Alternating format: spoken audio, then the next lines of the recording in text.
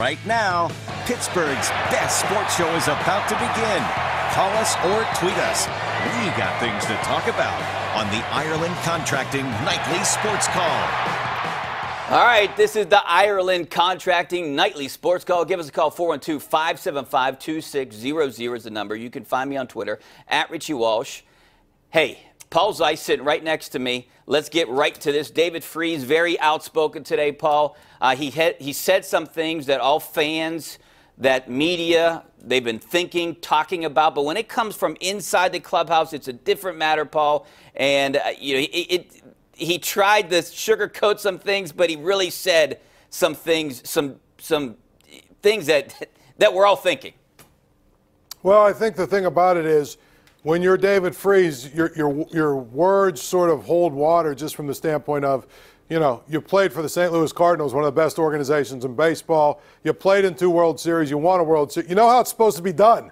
Yeah. You know how it's done the right way, from the top to the bottom. I mean, he really didn't hold back against about anything.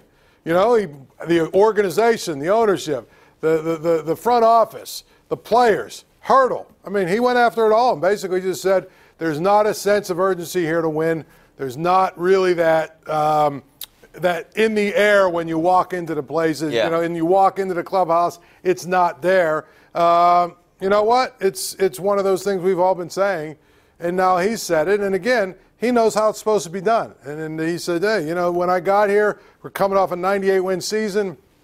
I figured it would be a great atmosphere in this clubhouse, and frankly, a lot of apathy. A lot of guys that were, not really feeling it. And some of it is because of the moves they made at the end of that 98-win season. It was clear that they were not going to try and win in 2016. Well, I think someone needs to say it, and I'm glad he did. I think a lot of people out there are glad, maybe not the Pirates, but this had to be said from someone that has ties to the organization, maybe someone more credible than us or fans saying it. But this is a guy that plays for the team. He knows exactly how to win. He's been on 2 World Series team, 1 championship team. And coming from him, I think, like you just said, it says a lot. And it wasn't just about the players, and they were laughing in a 10-2 loss. And it was about ownership, not getting the right pieces, and him saying it boggles my mind that they have a chance to win and the ownership isn't doing anything about it. Yeah. I mean, that's the thing. It's the way that they operate.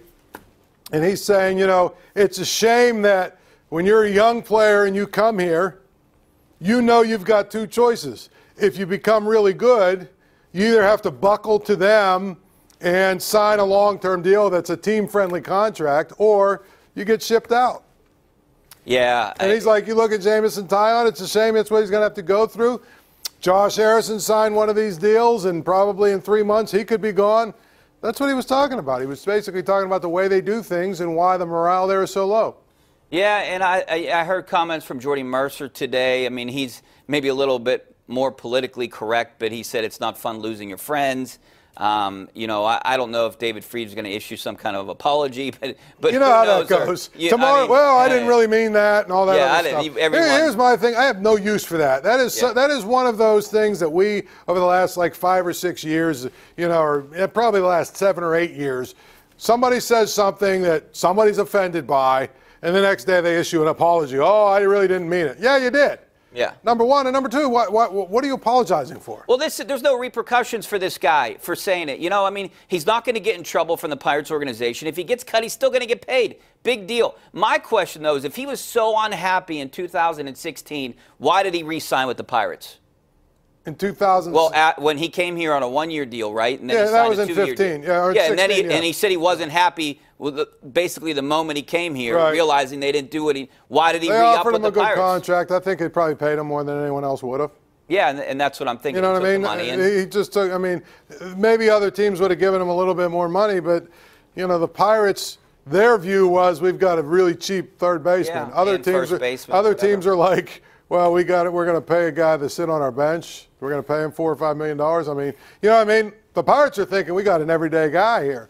They can say they weren't, but that's why they signed him. But some of this falls on his shoulders too. He's supposed to be a leader, the guy that's coming in. Yeah, but he walked into Andrew McCutchen's clubhouse. Yeah, it is Andrew McCutchen's And here's the other thing: when you get rid of Neil Walker, you're getting rid of a legitimate leader in the clubhouse, a guy who is a professional in every sense of the word, who is the guy that you want in that clubhouse to show all them young guys how to play, how to conduct themselves, how to handle business, how to go about it every single day.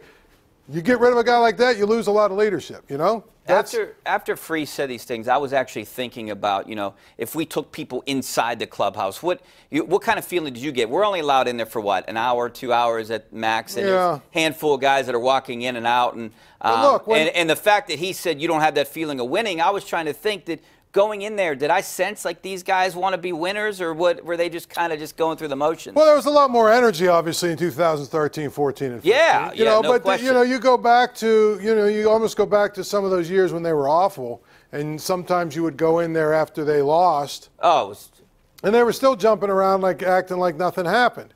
Then when they became a winning club, the days when they'd lose, you'd walk in there, you could hear a pin drop. Nobody wanted to say anything, you know what I mean?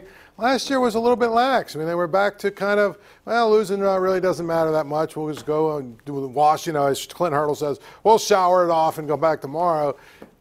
To me, I think at the end of the day, there are a lot of guys on this team that are veterans that probably feel this way.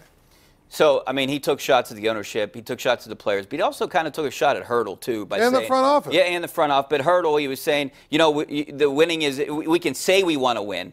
And I think that was directed at Hurdle. Because Hurdle, obviously came out this week and said that they're going to win the World Series. But this is all just talk, right? When he takes a shot at the organization, though, he's taking a shot at everybody. All levels. Players, coaches. When he took the shot, he took at the organization, where he said this is a different organization, the way they operate. Why wouldn't you want to try and win? Yeah, boggles my mind. That's what he said. That's a shot at everybody. So I think that, you look at this team, and frankly, he's right.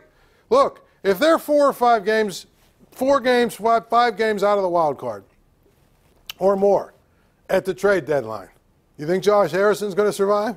No. Okay. I'm surprised he's still if they here. can find someone to take him off their hands, they'll dump him. Jordy Mercer, gone. Avon Nova, gone. If they can find someone that's really dumb to take Cervelli's contract, he's gone too. So to me, David Freese isn't wrong here. All right, we're gone. We're going to take a break. Back with some of your phone calls. 412-575-2600 is the number. You can reach me at Richie Walsh. He's at Paul Zeise. Looking forward to hearing from you in just a couple minutes.